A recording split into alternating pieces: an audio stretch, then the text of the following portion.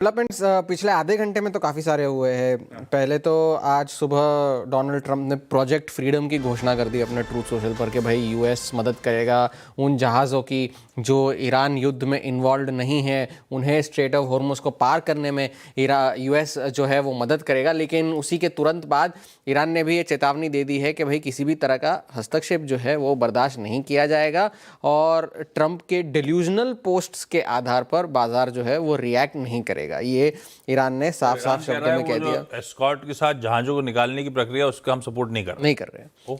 क्योंकि अब दोनों तरफ से दोनों ही साइड्स कह रही है ना, हमने बंद कर रखा है, हमने बंद कर रखा है। अब ईरान अपनी सुप्रीमेसी दिखाने के लिए ये तो कहेगा ही कि हम बर्दाश्त नहीं करने वाले। और ब्लूमबर्ग पे कुछ ही देर पहले एक खबर आई भी थी कि एक टैंकर पर प्रोजेक्टाइल से हमला हुआ है फुजायरा के लगभग 80 नॉटिकल माइल्स के करीब। तो उस वजह से जो है तेल की कीमतों में जो शुरुआती गिरावट हुई थी वो फिर से रिवर्स हुई है और फिर जाकर के $108 के पार ब्रेंट निकलता हुआ नजर आया है। और डोनाल्ड ट्रंप से अगर ये पूछा गया कि क्या ईरान पर दोबारा हमला हो सकता है, तो उसके जवाब में भी उन्होंने ये कहा कि मैं रिपोर्टर्स को ये बता नहीं सकता, लेकिन ये एक पॉसिबिलिटी है। क्या डिटेल्स है, कैसे है, वो उन्होंने नहीं बताया। क्योंकि ईरान से उन्होंने पहले आज ट्रूथ सोशल पे ये कहा भी कि अच्छी बातचीत चल रही है, लेकिन अगर इस प्रोजेक्ट फ्रीडम के दौरान किसी भी तरह की मिसबिहेवियर ईरान ने दिखाई तो वो उसके साथ। प्रोजेक्ट फ्रीडम क्या है?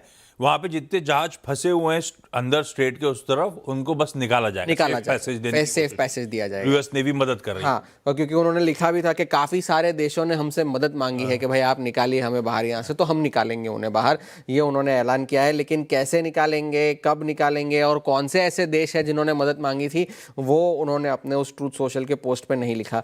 ईरान का जो नया प्रपोजल दिया गया था ओवर द वीकेंड, उसमें भी पॉइंट्स वही है, सिर्फ उसे रिगर्जिटेट या फिर उसे कहते हैं ना वो पहला पैराग्राफ नीचे करके तीसरे पैराग्राफ में डाल दिया, वो उस तरह का है। ईरान ने पाकिस्तान के थ्रू वीकेंड पे एक प्रपोजल भेजा, शुक्रवार को जो भेजा था वो तो ट्रंप ने रिजेक्ट कर दिया था। फिर वीकेंड पर एक दूसरा प्रपोजल, रिवाइज्ड प्रपोजल भेजा गया, जिसमें भी वही सारी बातें हैं जो उन्होंने पहले कही है कि आप एसेट्स हमारे जो फ्रीज किए हुए हैं उसे छुड़वाइए, कॉम्पेंसेशन पे करिए। पहले न्यूक्लियर एनरिचमेंट के लिए कह रहे थे कि हम 3.5 पे तैयार हो जाएंगे, ऐसा कुछ था। उन्होंने कहा कि पहले यूएस को हमारी बात माननी होगी कि हमें न्यूक्लियर एनरिचमेंट की जरूरत है पीसफुल पर्पसेस के लिए, फिर वो कितना है क्या है वो हम बाद में देखेंगे, पहले उन्हें वो रिकॉग्नाइज करना जरूरी है। तो अभी स्टेटस ये है, ईरान का फ्रेश प्रपोजल गया हुआ, यूएस का फाइनल रिप्लाई नहीं आया है। और साथ ही साथ लेकिन यही बातचीत फिलहाल के लिए चल रही है, क्योंकि एक डिप्लोमेट जो है ईरान के, उन्होंने भी सीएनबीसी को कहा भी है कि पहले अगर सैंक्शंस लिफ्ट हुए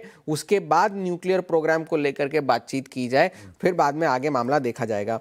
पहले तो ओपेक ने कल पहली बैठक हुई उनकी यूएई के ओपेक छोड़ने के बाद, और उन्होंने फिर से जून के महीने में भी लगभग 2 लाख बैरल प्रतिदिन जो है उत्पादन बढ़ाने को मंजूरी दी है।